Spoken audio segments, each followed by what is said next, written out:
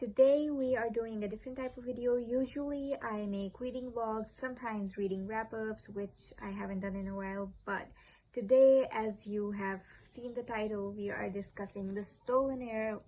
Like, it's gonna be a spoiler-free discussion. It's one of my most anticipated releases of this year. I've already read it, I loved it, and I love everything that's coming after that, I mean, not just the sequel of this book, but also all the news that we've gotten from Holly Black. I will get to that later. Before we get into anything else though, let's discuss the main thing that most people want to know. Is the Stolen Heir like the Cruel Prince? On the surface level, yes. On the whole though, the short answer, no. How is it similar on the surface level, you might ask? For me, it was these basic things that kind of felt like a pattern, A few of these things are, just like the Cruel Prince, the Stolen Heir starts off like a story being told in third person, but then switches to first person from chapter 1. And just like Jude shares glimpses of her past with us in the starting few chapters, Suren also gives us bits of her past. And the most important thing, just like the Cruel Prince, the first book in the duology, does not have any romance in it. It does not, unless you count the yearning and attraction. That was all. Also, when we were reading from Jude's perspective, she was literally living a life surrounded by the people in her life, so we got to know more about the side characters. We got to decide who we were curious about, who we liked, who we disliked, who we hated, stuff like that. But that changes in this book because Suren has lived a life of isolation.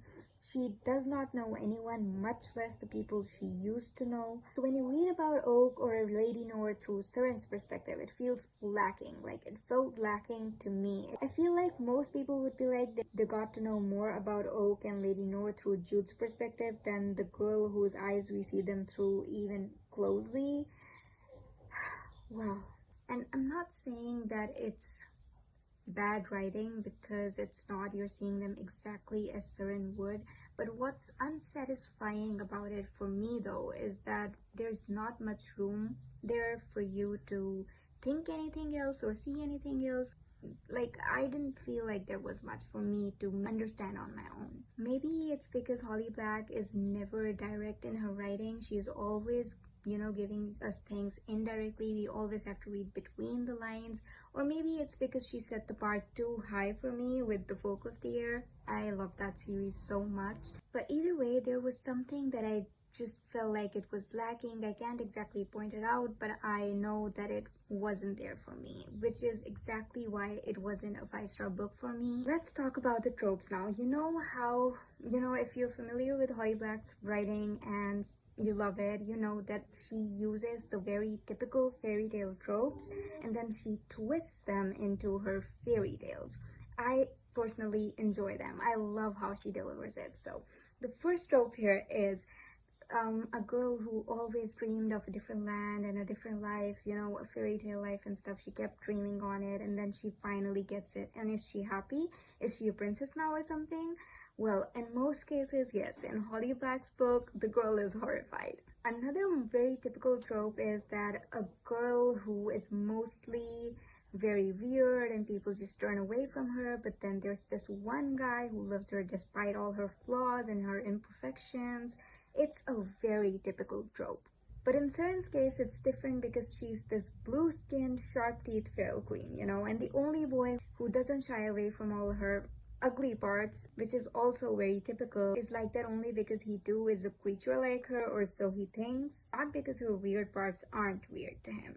Finally, the trope that sets the chemistry between two characters. In the Folk of the Air, we had enemies to lovers, and in the Stolen Heir, we have childhood friends to strangers, not to lovers. That's not there yet. I told you this book does not have romance. So in most cases, what happens is when you're childhood friends to strangers, you meet and you're all awkward, but you're ready to trust one another because you knew this person in the past, you can trust them because you have those memories.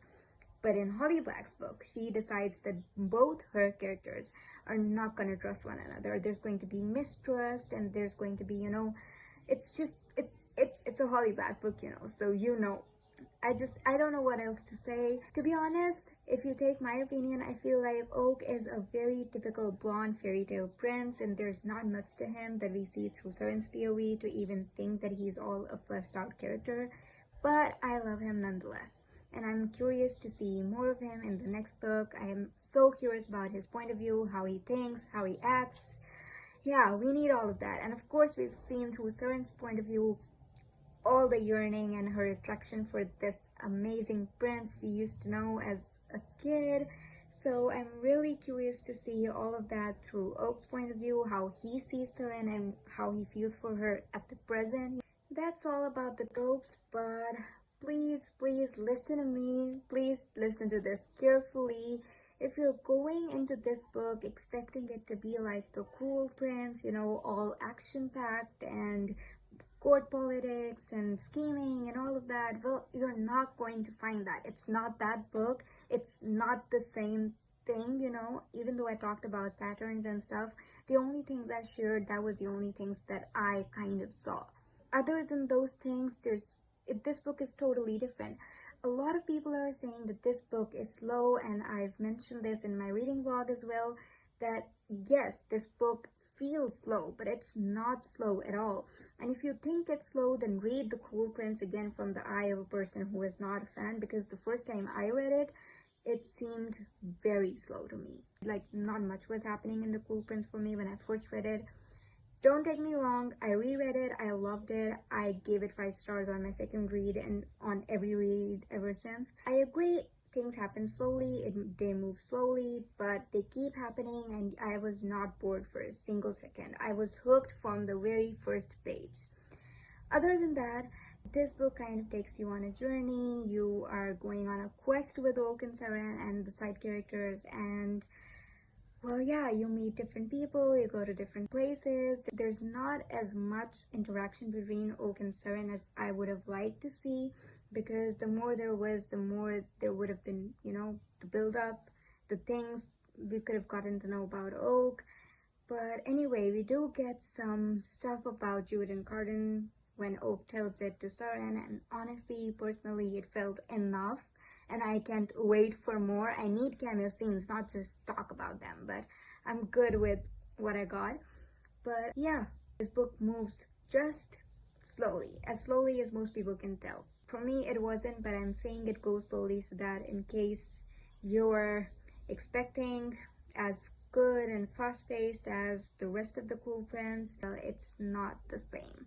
And if I'm being honest, not much happens until the very end. A lot of people are saying nothing happens until the last 50 pages, and I even saw someone say that nothing happens until the last 15 pages. Like, imagine how people are feeling about this book. They're saying nothing happens till the end, and some are like half the book, whole book is nothing.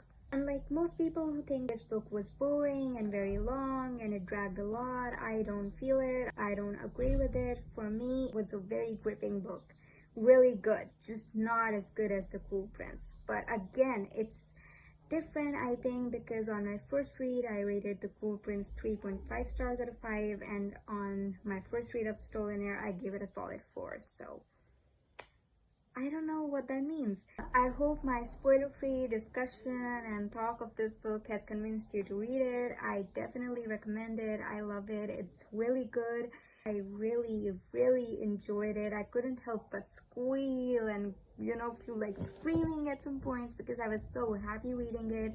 We get some Jude and Cardan crumbs in it. We get enough that you could, you know, satisfy your Jude soul. But yeah, that was all of the spoiler-free stuff that I wanted to talk to you guys about in this video. And if you're interested in my spoilery thoughts or how I reacted to the book as I read it, the Stolen Heir reading vlog will be up soon, and you can watch that and see all of it. By the way, I've already started my next book. I started reading Rule of 𝐒𝐤 yesterday. I've read like 230 pages. You can see the tabs, right? Yeah, so I'm actually really enjoying it, but just thought that I'd give this little update by the end.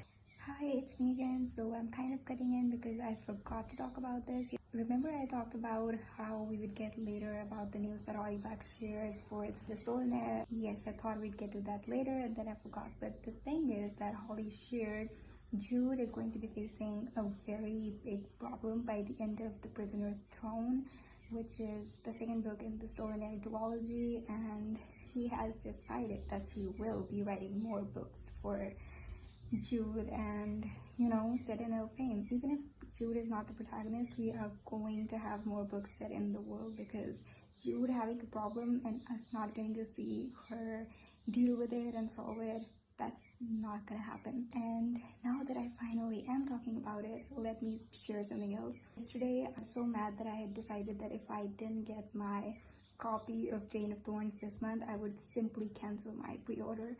And then yesterday, I finally got this beauty. Yes, I was so happy, squealing over it, and so excited.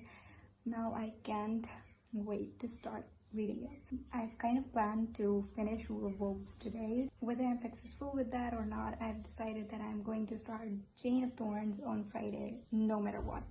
And yeah, that's all for this video. I will hopefully see you in my next one, hopefully, and I'm gonna go read this one now. Bye!